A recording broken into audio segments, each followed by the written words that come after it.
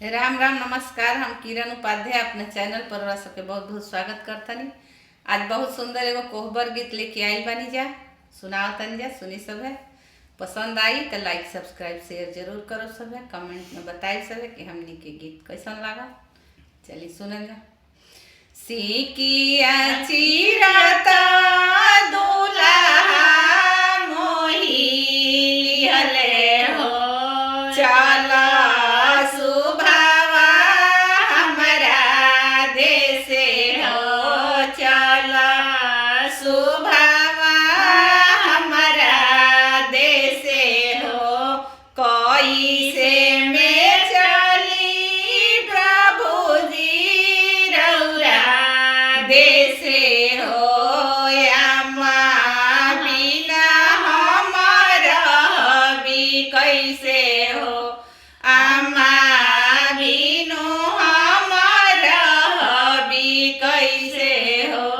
हमारा ही अम्मा के अम्मा कहिया हो, अपनी अम्मा बिसरी दिया हो, अपनी अम्मा बिसरी दिया हो।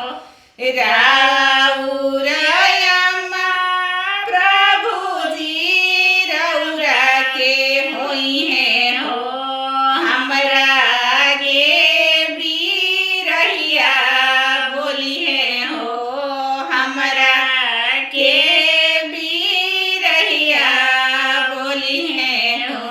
सिकिया चिरता दुल्हा मोही लिहले हो, चला सुभावा हमरा देशे हो, चला सुभावा हमरा देशे हो। कैसे में चली प्रभु जी रौरा देशे हो, भाभी बिनु हम रहबी कैसे हो, दीदी बिनु हमारा भी कैसे। हमारा ही भाभी के भाभी कहिया हो, अपनी भाभी बिसरी दिया हो, अपना भाभी बिसरी दिया। राउर भाभी प्रभु जी रौरा के होई है हो, हमरा के बीरहिया बोली है हो, हमरा के